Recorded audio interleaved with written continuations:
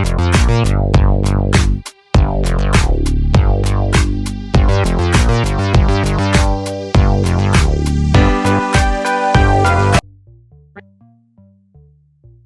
hello family. It is your boy, Optimist Sniper. Bienvenue une fois de plus dans une nouvelle vidéo portant sur les divergences. Dans cette vidéo, on va conclure le cours sur les divergences, c'est-à-dire tous les cours qu'on a eu à voir sur les divergences. On va conclure ça dans ce cours-ci. Ce cours précisément va parler du fait que les divergences ne soient pas un signal automatique d'exécution, d'accord? Veuillez garder à l'esprit que on utilise la divergence comme un indicateur, d'accord? C'est juste un indicateur et non comme un signal d'entrée en position dans une transaction, d'accord? Il ne serait pas judicieux de trader uniquement en se basant sur les divergences, car vous aurez trop de faux signaux, d'accord? Il y aura trop de faux signaux. Vous allez voir des divergences qui vont être invalidées très rapidement si vous ne faites pas attention.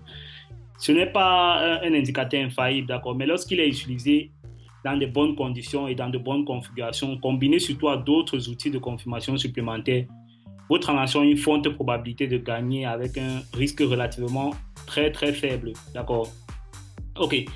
Il existe de nombreuses manières de tirer profit de cette divergence. Mais une façon simple de procéder consiste juste à examiner les lignes de tendance ou les modèles de chandelier japonais pour confirmer sur le renversement d'une continuation émise. Et pourquoi pas attendre même le retournement de tendance, d'accord, que le reversal soit matérialisé, comme j'ai eu à vous parler dans la leçon précédente, d'accord. Une autre façon, c'est d'utiliser juste les astuces de momentum, non, les indicateurs de momentum en suivant un croisement, par exemple, un croisement réel en attendant que l'oscillateur soit dans la zone de surachat ou de suivante, en fonction pour ceux qui utilisent les indicateurs. Vous pouvez également essayer de dessiner les lignes de tendance sur l'oscillateur pour essayer de voir. J'ai matérialisé tout ça la semaine dans l'autre cours précédent pour essayer de voir si la ligne de tendance est aussi matérialisée déjà sur la paire de devises que vous êtes en train de trader. Vous allez trader la cassure de cette ligne de tendance après la divergence. Grâce à ces astuces, vous allez pouvoir protéger votre compte de plusieurs faux signaux. Ça sera très important pour vous. Ça va vous permettre d'être rentable. D'un autre côté, il est tout aussi dangereux de trader contre un indicateur, d'accord? C'est-à-dire que vous voyez aussi une divergence qui n'a pas certainement été confirmée, que vous alignez plutôt à vouloir continuer, suivre la tendance. Donc, il faut attendre plusieurs informations en fait. Et surtout, n'utilisez juste pas ça comme outil pour prendre une décision. Donc, utilisez ça en corrélation avec quelque chose d'autre, d'accord? Surtout pour les débutants, ça sera très difficile pour vous. C'est un outil très puissant à utiliser avec le price action, mais il faut faire très attention. Si vous n'êtes pas sûr de la direction à prendre pour trader, faites attention, n'exécutez aucun ordre. N'oubliez pas que ne pas prendre de position, c'est une décision commerciale en fait, d'accord? Ne pas prendre de position, c'est toujours travailler, d'accord? Parce que vous êtes en train de protéger votre capital. Il est préférable de conserver votre argent que d'essayer de gagner de la mauvaise manière et être risqué, être exposé à la ruine, d'accord? Les divergences n'apparaissent pas souvent de manière hasardeuse, mais lorsqu'ils apparaissent, il faut faire très attention. Il faut prêter attention à vos éléments de confirmation de la divergence. Surtout, je préfère que chacun d'entre vous, dans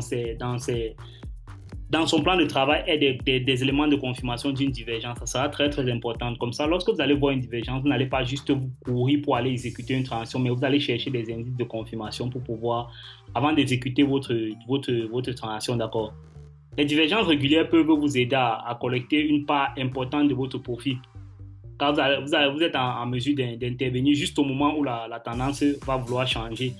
Et les divergences cachées peuvent vous aider à prolonger une transaction, à suivre une continuité, non, ce qui se traduit par des bénéfices plus importants que prévu, d'accord, en vous gardant dans le bon sens de la tendance, en n'essayant pas de jouer les reverses, d'accord.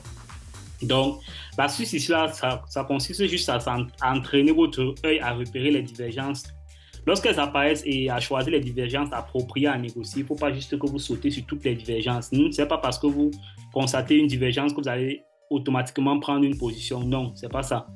Choisir soigneusement vos configurations va vous aider à augmenter vos chances de gagner de l'argent. D'accord? Donc, je vais vous donner un peu quelques éléments que vous pouvez ajouter pour pouvoir confirmer vos divergences. Là, c'est juste quelques petits éléments. C'est rien d'extra. D'accord? Déjà, la première chose que vous devez faire, il faut garder vos yeux sur le prix, d'accord, l'action du prix. Il faut toujours regarder ce que le prix est en train de faire. Par exemple, lorsque le prix vient de créer un higher high, et surtout quand je parle de l'action du prix, c'est la matérialisation des bougies. D'accord. Regardez toujours la matérialisation des bougies parce que tout se trouve dans le prix. Regardez comment les clôtures des bougies. Apprenez à repérer les bougies qui ont de fortes chances de renversement, comme les engulfing bars, les bougies de renversement, avalement haussier, avalement baissier, tous ces Mao Bozu haussier, Doji, tout ça. Apprenez à regarder ça clairement, apprenez à détecter ces bougies de comportement, d'accord? Ça va vous donner l'action brute du prix. C'est très important. Maintenant, il faut garder un œil sur vos high, d'accord? Vos previous high et vos previous low, d'accord? Regardez aussi vos double top et vos double bottom. C'est régulièrement là où il y a, quand je parle de double top, c'est les double haut, d'accord? Je vais rien matérialiser ici dans le cours. Je pense que vous comprenez très, très bien de quoi je suis en train de parler en parlant de façon théorique comme ça, là, lorsque je suis en train de parler, d'accord? Parce que je suppose que chacun de vous a le niveau de comprendre ce que je dis. Donc, faites attention à vos double top et vos double bottom. C'est régulièrement là où les divergences se trouvent parce qu'il y aura un sweep of liquidity, il y aura une prise de liquidité après, ensuite il y aura un dégagement, que ce soit baissier ou haussier, d'accord? Mais l'indicateur va vous déterminer s'il s'agit d'une divergence, d'accord? Donc, il faut prêter attention plutôt à vos high et vos low là. Ils sont très, très importants. Aussi, il faut être très, très, très consistant avec vos swing low et vos swing high. Ça veut dire qu'il faut régulièrement les repérer. Quand je dis être consistant, ça veut dire quoi? Faites attention à vos swing low et vos swing high. D'accord. Lorsque vous regardez un swing low, par exemple, moi, je prends comment je regarde ma divergence, d'accord. Lorsque le DSY, par exemple, forme un high à 15 heures, le même low, je vais aller regarder le même low sur Euro-USD à 15 heures. Et lorsque je veux vouloir détecter la divergence, c'est une fois que le DSY ne va pas pouvoir prendre son high de 15 heures dans une tendance haussière et que l'Euro-USD, par contre, va aller chercher son lot de 15 heures, à ce moment-là, moi, je vais détecter la divergence. Mais je ne vais pas encore exécuter, d'accord?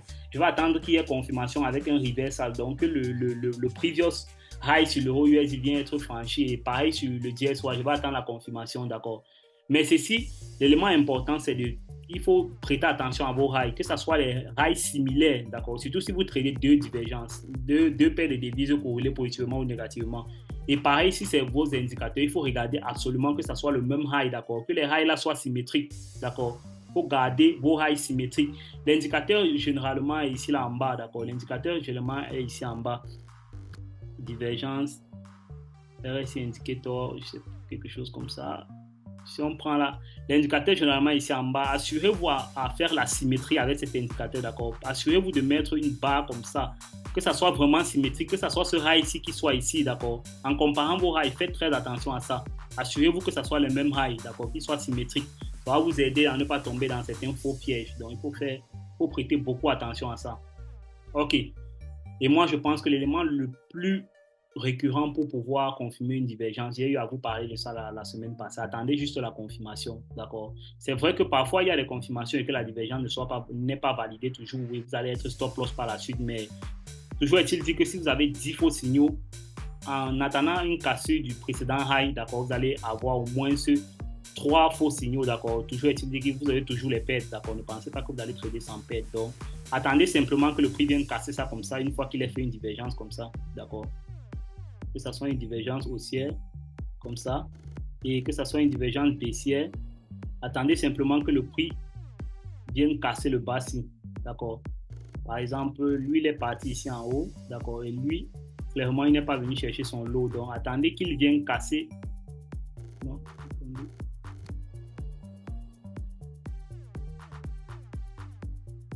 Lui, carrément, il a fait ceci.